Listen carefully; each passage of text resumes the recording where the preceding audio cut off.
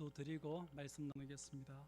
하나님 아버지, 은혜를 감사함을 드립니다. 부족한 것 세우셔서 주의 영광스러운 말씀 태어나게 하여 주시니 하나님 감사함을 드립니다.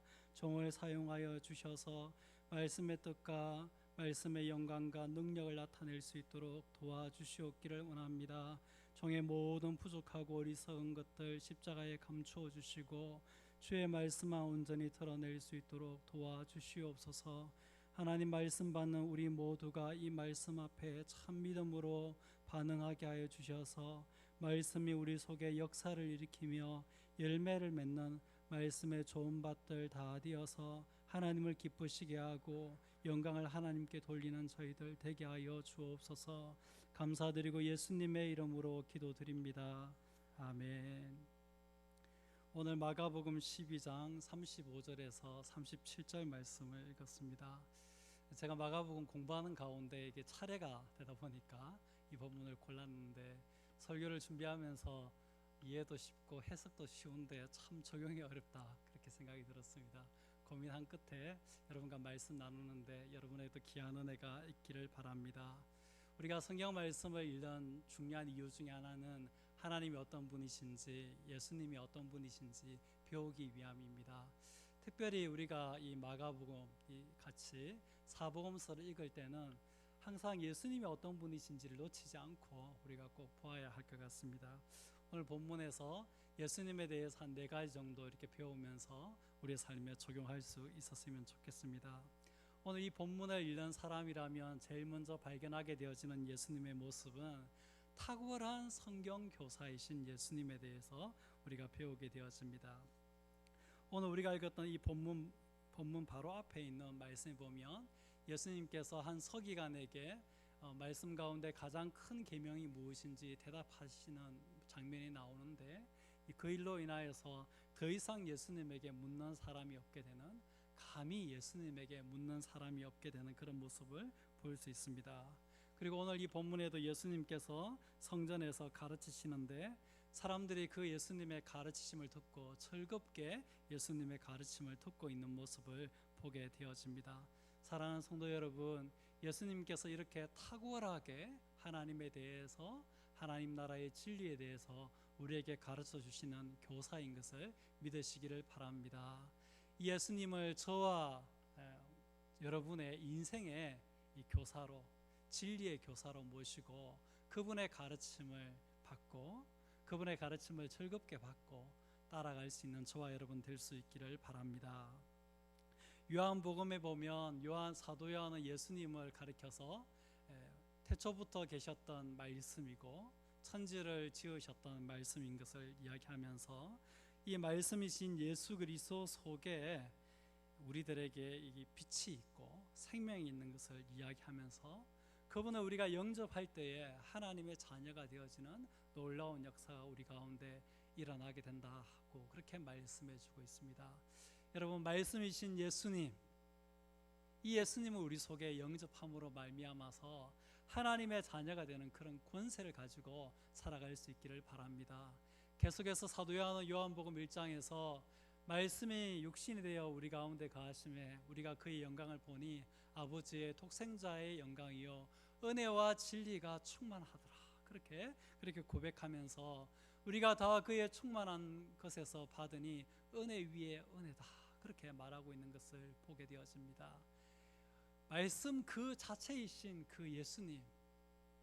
그 예수님 가운데야말로 정말 진리와 은혜가 충만하고 우리가 그분에게서 공급받게 되어질 때에 우리 안이 진리로 넘치게 되어지고 은혜로 넘치게 되어지는 줄 믿습니다. 우리가 세상을 살다 보면 다른 사람들 또 다른 존재들을 우리 인생의 스승으로 삼고 살아갈 때가 많습니다.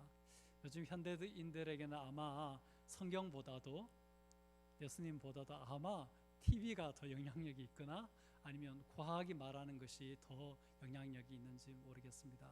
여러분, 그 속에 우리 인생을 편하게 살고 세상을 지혜롭게 사는 방법이 있는지는 모르겠지만 정말 우리가 참 진리를 얻을 수 있는 스승, 우리가 참 은혜를 얻을 수 있는 스승은 오직 예수님밖에 없는 줄 믿습니다.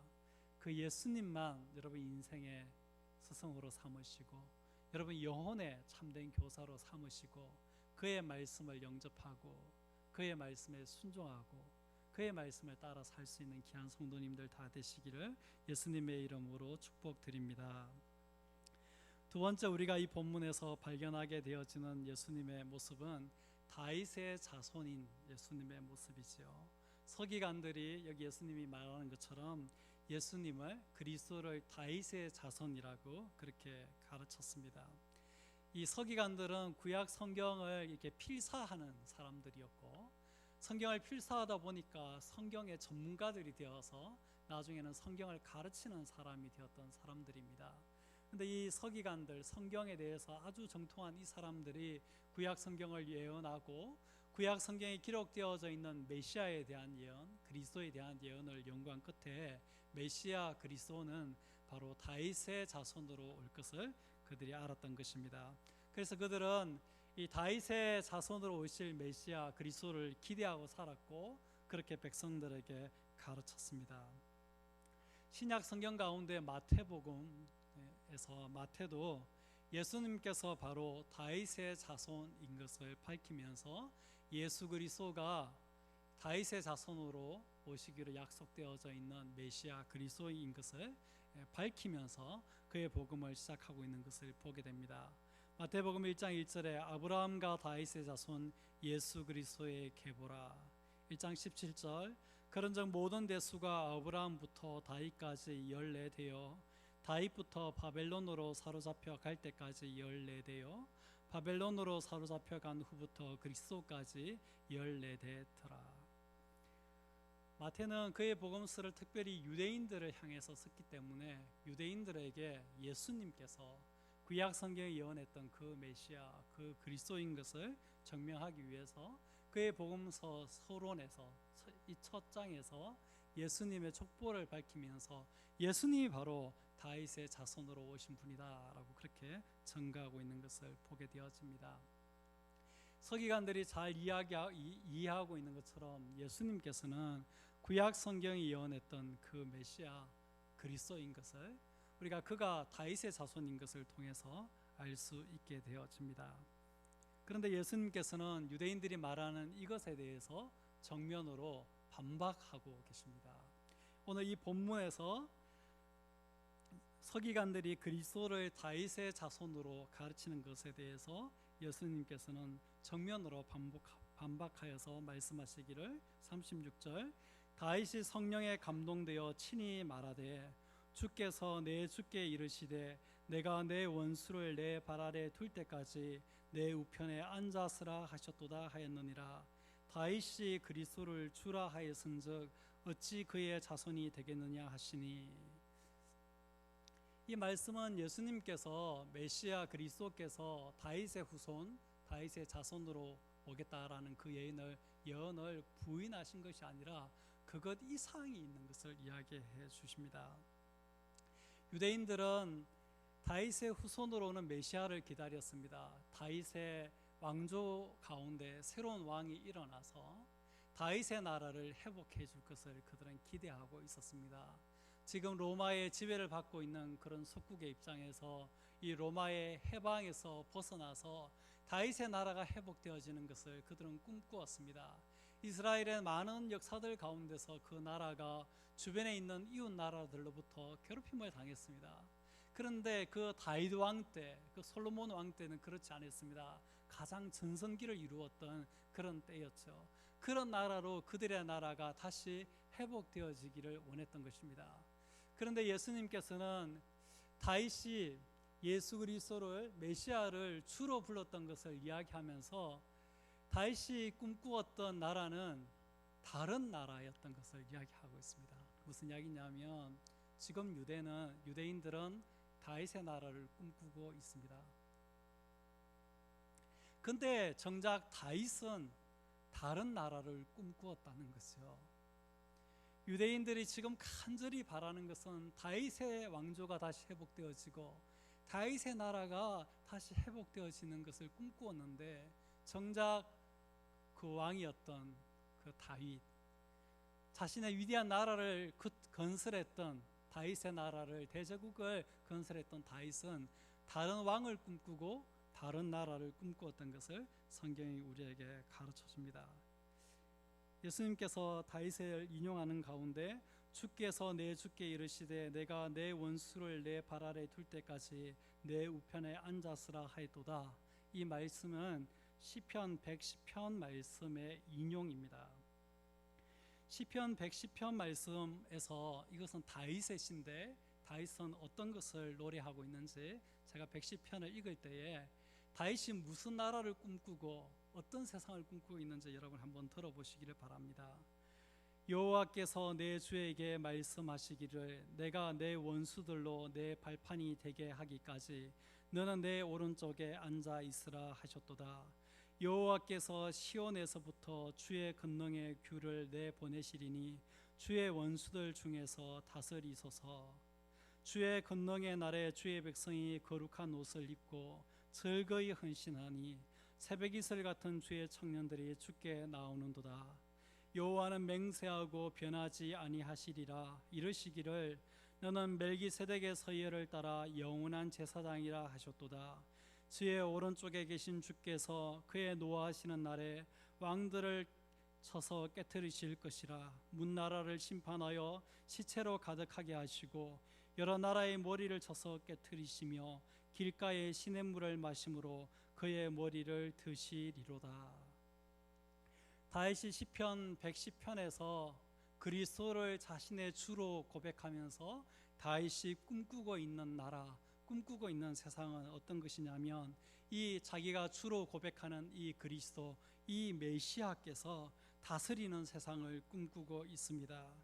이 자신이 고백하는 이 메시아가 모든 원수들을 다스리는 세상을 꿈꾸고 있고 이 그리스도의 권능의 날을 꿈꾸고 있습니다. 그 그리스도의 그 권능의 나라, 그리스도께서 다스리시는 그 나라 가운데 주의 백성들이 거룩한 옷을 입고 그 백성들이 거룩해진다는 이야기죠. 즐거이 헌신하니 하나님 앞에 기쁜 마음으로 즐거운 마음으로 하나님 앞에 헌신하고 그렇게 되는 것을 보면서 새벽 이슬 같은 주의 청년들이 주께 나오는 그런 세상을 꿈꾸고 있습니다. 그리스도께서 메시아께서 이 세상을 다스리셔서 원수들을 멸하시고 그의 권능의 날을 시대를 가져오는 것을 꿈꾸면서 그 그리스도께서 다스리시는 그 날 가운데 그의 백성들이 거룩하게 되어지고 그의 백성들이 하나님 앞에 즐거이 헌신하게 되어지고 청년들이 세상을 향해서 가지 않고 주님에게로 나아오는 것을 꿈꾸고 있습니다. 이것이 다윗 왕이 꿈꾸었던 세상이었고 다윗 왕이 소망했던 그 나라였습니다.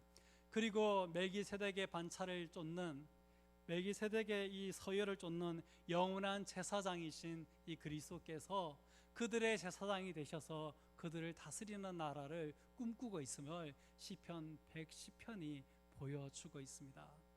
사랑하는 성도 여러분, 다윗이 꿈꾸고 있는 이 세상과 이 나라를 우리가 바라볼 수 있기를 바랍니다. 세상 사람들은 다 자기 세상 만들고 싶어요.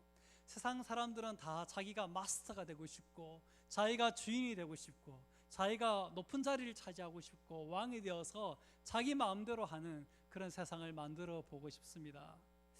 우리가 할 수 있다면 그런 유력한 사람이 되는 것 참 귀합니다. 루키스들을 보아도 보아스같이 유력한 사람, 영향력 있는 사람이 되어지니까 그 선한 영향력을 미쳐서 어려운 사람을 돕기도 하고 하나님의 뜻을 이루고 하나님의 영광을 나타내기도 하게 되는 것을 보게 되어집니다. 그러나 우리가 더 꿈꿔야 될 것은 그저 내가 단순히 영향력이 있어지고 그저 내가 더 마음대로 할 수 있고 그저 내가 더 다스릴 수 있는 범위가 넓어지는 것을 꿈꾸는 것이 아니라 다윗이 성령이 충만한 가운데 꿈꾸었던 그 그리스도의 나라, 그 하나님의 나라를 꿈꿀 수 있는 저와 여러분 될 수 있기를 바랍니다.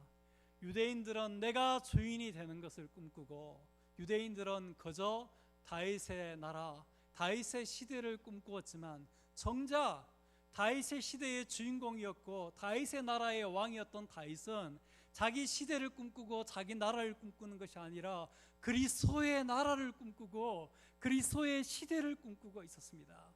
그분이 통치하시고 다스리는 것을 꿈꾸고 있었고, 그분의 권능의 시대가 열리는 것을 꿈꾸고 있었고, 그분이 멜기세덱의 서열을 따르는 영원한 제사장이 되어서 그들의 제사장이 되어주시고 그들을 다스려 주시는 것을 그가 꿈꾸고 있었던 것을 보게 되어집니다. 사랑하는 성도 여러분, 이러한 일이 다윗의 가운데 있을 수 있었던 것은 다윗이 성령이 감동되었기 때문이다, 그렇게 이야기하고 있습니다. 저와 여러분도 이 시대를 살아가면서 세상의 영에 충만하거나 우리 안에 있는 욕망의 영에 사로잡힌 사람이 아니라 하나님의 영에 충만해진 가운데 내 세상, 내 마음대로 되는 세상 꿈꾸는 것이 아니라 그리스도의 나라, 하나님의 나라를 꿈꾸고 살아갈 수 있기를 바랍니다. 예수님께서 유대인들에게 다윗과 같은 주가 다시 오기를 그들이 원하고 다윗과 같은 왕이 다시 오기를 그들이 꿈꾸고 있는데, 그들에게 다윗은, 너희들이 꿈꾸는 그 다윗은 다윗의 나라와 다윗의 세상을 꿈꾸신 것이 아니라 메시아 그리스도의 나라, 그리스도의 세상을 꿈꿨던 것을 지적해주고 있는 것을 우리가 기억하면서 우리의 눈을 더 열 수 있었으면 좋겠습니다. 주님의 나라를 꿈꿀 수 있기를 바랍니다. 하나님의 나라를 꿈꿀 수 있기를 바랍니다. 여러분 삶의 현장이 내 마음대로 되는 내 세상이 되는 것보다도 한 걸음 더 나아가서 그 가운데 하나님의 거룩한 통치가 임하기를 꿈꿀 수 있는 저와 여러분 될 수 있기를 바랍니다. 여러분, 우리가 생각해 볼 때 내 마음대로 되는 게 더 좋지 주님 마음대로 되는 거 안 좋아 보이기도 합니다. 내 마음대로 되는 것보다 하나님 마음대로 되는 게 어떨 때는 안 좋아 보입니다. 여러분, 그러나 그렇지 않습니다. 하나님이 우리보다도 우리를 더 사랑하시고 하나님께서 우리보다도 더 지혜로우시고 하나님께서 우리보다도 더 권능이 많으시기 때문에 우리의 삶 가운데 자기의 뜻을 이루어 가시고 우리의 삶 가운데 자기의 통치를 실현하시고 우리의 삶을 자기의 나라, 자기의 세상으로 만드실 때 우리가 더 큰 행복 가운데 들어가게 될 줄 믿습니다. 우리 성도들이 꿈꾸는 것이 무엇입니까? 우리 천국 가는 거 꿈꾸잖아요. 천국은 하나님의 나라 아닙니까? 우리는 하나님의 나라를 꿈꾸는 사람들입니다. 그런데 우리가 세상을 살면서 세상에 속아서 우리가 이 세상을 살면서 우리 안에 있는 욕망에 속아서 세상 사람들이 생각하는 그런 나라, 우리의 욕망이 이끄는 그런 나라 꿈꾸지 마시고 예수님께서 주인이 되시고 왕이 되시는 그리스도의 나라를 꿈꾸고 살아가는 귀한 성도님들 다 되시기를 예수님의 이름으로 축복드립니다. 예수님께서는 여기 다윗이 그리스도를 주라 고백했던 것을 이야기하고 있습니다. 이 말씀의 포인트를 여러분 조금 가만히 한번 생각해 보시기를 바랍니다. 예수님 포인트는 이것입니다. 그리스도가 분명 다윗의 후손으로 오겠다고 서기관들이 가르치고 또 우리가 아는 바에 의해서도 예수님께서 분명 다윗의 후손으로 오셨는데 이상하게도 다윗은 그 메시아 그리스도를 주로 불렀다라는 거죠. 그런데 어떻게 그리스도가 다윗의 후손으로 오는데 다윗이 그리스도를 주라고 부르냐, 그렇게 예수님께서 문제 제기를 하고 있는 것을 보게 되어집니다. 분명 우리가 생각해 보면 예수님이 다윗의 후손으로 오셨는데 다윗은 성령이 충만한 가운데 자기의 후손으로 태어날 그 그리스도를 자신의 주로, 자기의 왕으로 고백하고 있는 것을 예수님은 지적하고 있습니다. 여기에서 시간의 개념이 해체되어지고 있는 것을 보게 되어집니다. 예수님이 오시기 전에 몇백 년 전에 살았던 이 다윗이 자기 몇백 년 후에 자기의 후손으로 오실 그리스도, 그 메시아를 마치 지금 자기 앞에 있는 것처럼 주로 고백하고 왕으로 고백하는 이 모습에서 시간의 개념이 해체되어지고 있는 것을 보게 되어집니다. 그리스도께서는 시간을 초월해서 계시는 하나님, 영원하신 분이라는 것을 여기에서 우리에게 가르쳐 주고 있습니다. 우리가 이 다윗의 고백 가운데서 이것을 볼 뿐만 아니라 사도 요한이나 성경의 여러 구절에서 이 땅에 오신 예수님께서 태초부터 계셨던 말씀이고 태초부터 계셨던 하나님인 것을 우리가 알 수 있습니다. 우리가 예수님이 하나님의 아들이신 것을 우리가 믿고 예수님께서 여러분 영원한 분이라는 것을 믿는 저와 여러분 될 수 있기를 바랍니다. 예수님 앞에서는 시간의 개념도 해체되어지는 것을 우리가 보면서 영원하신 분이라는 것을 기억할 수 있기를 바랍니다. 저와 여러분이 믿는 예수님, 그죠? 우리가 우리의 구주로 모신 그 예수님께서 영원한 분이라는 것입니다. 그분이 영원한 분이라는 것은 우리가 그분을 영원히 의지할 수 있다는 말도 되고, 그분이 영원한 분이라는 것은 우리가 영원토록 그를 의지하여도 실패하지 않을 것을 우리가 소망할 수 있게 되고, 우리의 영혼을 그분에게 맡길 수 있는 존재가 되는 것을 우리가 깨달을 수 있습니다. 이 말씀을 좀 적용하려고 하면 조금 묵상이 필요한데, 여기 다윗이 그리스도를 주라고 부르면서 그리스도께서 분명 다윗의 후손으로 오시는데도 다윗이 마치 자기 앞에 있는 분처럼 그리스도를 주라 부르는 것, 이것 앞에서 시간의 개념이 해체되어지면서 그리스도가 영원한 분이라는 것을 깨닫게 되어지는데, 그리스도가 영원한 분이라는 것을 어떻게 적용할 수 있을까? 저의 간단한 이야기 한 가지를 이야기하면서 이야기를 하려고 합니다. 사진을 한 장 보여드리겠습니다. 다윗 사진입니다. 제가 2001년도에 찍은 사진입니다. 2001년도에 미국의 뉴저지 베이온이라는 곳에서 살고 있었는데, 이 뉴스에 슈퍼문, 큰 보름달이 뜬다 그래가지고 제가 이 200mm 카메라 렌즈를 가지고 골목에 나가서 200 컨버터를 달아가지고 이렇게 카메라로 찍은 것입니다. 제가 최대한 크게 찍었는데 이렇게밖에 안 나왔어요. 근데 이게 여러분 28년 만에 돌아온 큰 달이었습니다. 안 놀라시는군요. 조금 한국에서 흔히 보이는 조그마한 달이죠. 28년 만에 돌아오는 큰 달이었습니다. 근데 제가 이 달 사진을 찍기 위해서 이렇게 한밤중에 거리에 나가서 여러 번 이렇게 찍으면서 가만히 생각을 해봤는데, 이게 28년 만에 이 달이 이렇게 큰 달이 처음 온 거예요. 그러면 제가 이거를 다시 보려면 몇 년을 기다려야 됩니까? 28년을 기다려야 되는 거예요. 근데 그때 마음속에 갑자기 드는 생각이 뭐냐면은, 내 인생이 너무 짧다. 이거 한 2번, 3번 보면 내 인생은 끝나겠다, 이런 생각이 들더라고요. 근데 그날 밤에 참 이게 사소한 일인데 너무너무 진지하게 이게 저에게 생각이 드는 거예요. 달 사진을 찍으면서 내 인생이라는 게 이렇게 짧구나. 그저 이 달이, 이 큰 달 그저 한 2번, 3번 나타나면 그저 내 인생은 사라져 버리는구나, 그런 생각을 하게 되더라고요. 참 인생이 무상하다. 이 우주는 한없이 크고 그죠? 이 무한해 보이는데 난 너무너무 내 존재라는 것은 너무 작고 미약해 보이더라고요.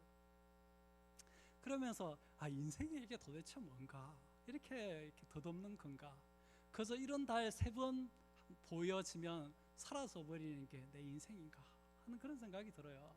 그 밤에 굉장히 별의별 생각이 다 드는 거예요. 아마 이게 공부하다가 힘들어서 그런 생각이 들었는지 모르겠어요. 근데 그런 생각이 드는 거예요.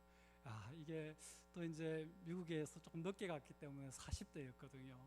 그래서 공부 마치고 한국에 돌아가면 몇 년 목회하면 이 목회자로서의 인생도 끝날 것 같아요. 그래서 이게 참 그날 밤에 이게 심각하게 이게 생각이 되는 거예요. 그래서 인생이 짧다라는 생각을 오래 하다 보니까 그 다음 페이지 한번 보여주시겠어요? 제가 안 되는 짧은 영어로 여기 쓴 글이 있는데, 그래 내용이 지금 제가 설명드리는 이런 내용이에요. 내 인생에 이게 이런 달 겨우 몇 번만 보면 내 인생이 더 이상 없겠구나, 이런 생각하면서 내 인생은 정말 짧다. 이 무한하고 이 끝없는 이 우주에 비하면 내 인생은 너무 짧다.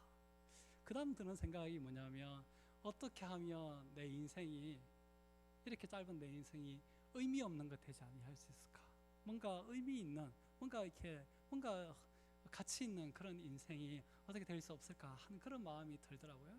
그 밤에 계속 생각을 해보니까 거기에는 다른 길이 없는 것 같아요. 하늘에 부르신 하나님께서 나를 부르시는 그 부르심, 그거 따라서 살아가는 그 외에는 길이 없겠다. 왜냐하면 하나님이 영원하신 분인 거예요. 그래서 영원하신 그분께서 나를 부르시고 나를 사용하시고 영원하신 자신의 계획과 자신의 뜻 가운데 나를 사용할 때에, 그때 내 인생이 뭔가 이 영원이라는 시간 안에서 뭔가 의미 있는 거 될 것 같더라고요. 다시 달 사진 보여주십시오. 저의 졸작을 보여드리려고 하니까. 그렇습니다. 사랑하는 성도 여러분, 우리가 이 하나님의 영원하신 분, 하나님 앞에서는 시간도 초월할 수 있구나, 시간의 개념도 하나님 앞에서는 해체되어질 수 있구나, 하나님은 영원하신 분이구나, 그분의 나라는 영원한 것이구나, 그렇게 생각하게 될 때에 우리 이렇게 짧은 인생, 정말 이 우주에 비해 보면 정말 짧은 인생, 우리가 지금 길거리에 보이는 돌 있잖아요. 그거 다 닳아 없어지기 전에 벌써 우리 인생이 다 닳아서 없어져 버려요. 그런 우리 짧은 인생을 어떻게 사용하면은 이 영원이라는 이 시간 속에서 의미 있는 것 될까요? 여러분, 우주가 얼마나 넓은지 아시잖아요. 우주라는 이 큰 우주 속에 지구는 너무너무 작고, 그 지구 속에 살아가는 내 자신도 너무너무 작아요. 근데 이렇게 이 작은 것 이거 가지고 어떻게 이 우주 안에서 의미 있는 것이 될 수 있을까? 이 영혼이라는 것 속에서 이 작은 것이 어떻게 의미 있는 것이 될 수 있을까? 아무리 생각해 봐도 하나님의 뜻 가운데 외에는 방법이 없는 것 같아요. 영원하신 그 하나님의 뜻 가운데 우리가 서 있을 때 그것이 의미 있는 것이 되고, 영원하신 하나님 그분에 의해서 우리 인생이 쓰임 받을 때 의미 있는 것이 되는 것 같아요. 아마 그것 때문에 다윗은 이 세상에서 자기의 제국을 세웠고 세상 모든 사람이 부러워하는 왕이 되었음에도 불구하고 다윗의 꿈은 자기의 나라가 아니라 이 땅에서 자신의 제국이 더 넓어지는 것이 아니라 주의 나라가 임하는 것, 그리스도가 임하셔서 그의 통치를 이루시는 그리스도의 시대가 임하는 것, 멜기세덱의 반차를 뜯는 그 제사장이 오셔서 다스리는 그 나라를 꿈꾸었던 것이 아닌가 생각하게 되어집니다. 사랑하는 성도 여러분, 여러분 오늘 어떻게 살고 계십니까? 우리가 우리의 이 짧고 이 유한하고 정말 이 가치 없어 보이는, 정말 먼지 같아 보이는 이 인생을 정말 귀하게 쓸 수 있는 방법은 바로 영원하신 그리스도, 영원하신 그 예수 그리스도, 시간의 개념도 뛰어넘고 초월할 수 있는 그분, 시간도 해체할 수 있는 그분 앞에 쓰임받고, 그분이 우리에게 주시는 소명을 따라서 살고, 그분이 우리에게 주시는 사명을 따라 사는 것에 우리 인생을 의미 있게 만들어가는 비결이 있는 것이라고 생각합니다. 여러분, 이 영원하신 예수 그리스도를 붙드시기를 바랍니다. 여러분의 구주로 모셔드리기를 바랍니다. 그분을 구주로 모시면 여러분 인생이 영원한 것 될 것입니다. 그분의 다스림에 순종하고 살아가면 여러분 인생이 영원한 것 될 것입니다.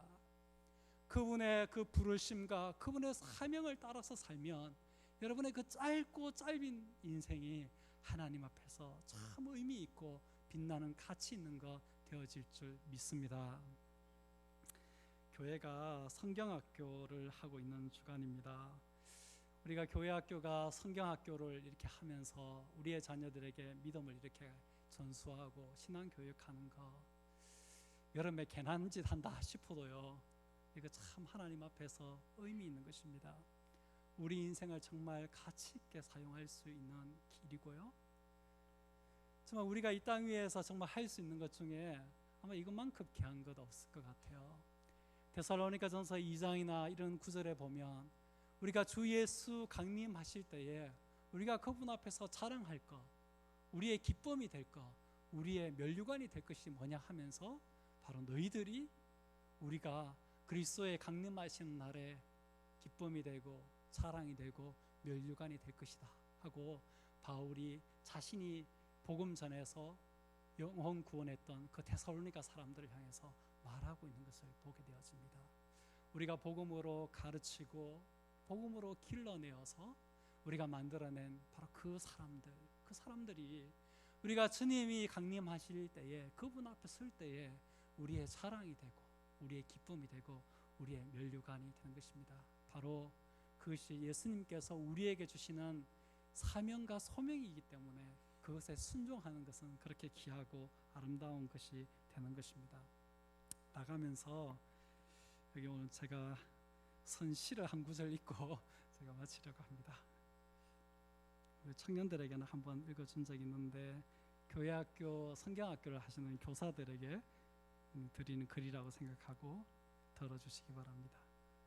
제목은 그대가 이 복음의 씨앗되라 하는 제목입니다. 그리스도의 십자가 복음 아는 그대여, 이제 그 복음의 씨앗 심으라. 저들의 병든 가슴 속에 그리스도의 십자가 복음 아는 그대여, 죄와 그로 인한 그 모든 비참함으로 신음하고 있는 저들을 위해 이제 그대가 이 복음의 씨앗되라. 저들 속에 떨어져 묻히고 썩어지는 씨앗이 되라. 그대여 이제 복음의 씨앗되어 저들의 병든 가슴 속에 심기우라. 저들의 가슴 속에 복음의 씨앗 심기우면 그 씨앗자라. 죄와 허물로 죽은 저들 영혼 살려내고 하늘 생명 얻게 하리. 저들의 가슴 속에 복음의 씨앗 심기우면 그 씨앗자라. 목적도 방향도 없어 방황하는 저들 하나님의 나라 꿈꾸게 되리. 모든 눈물 씻겨져 다시는 사망이나 애통함이나 곡하는 것이나 아픈 것이 없는 그 나라 꿈꾸게 되리. 그대여 복음의 씨앗되어 저들의 가슴 속에 심기우라.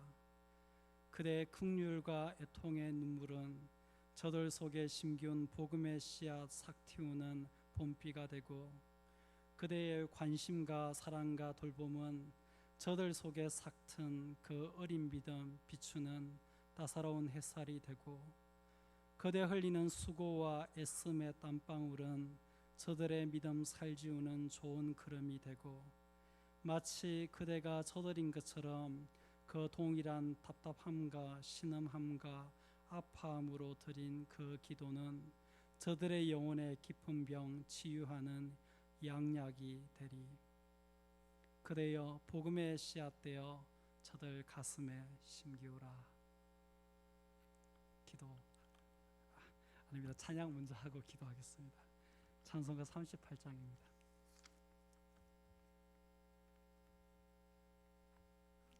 예수 우리 왕이여 찬양하겠습니다.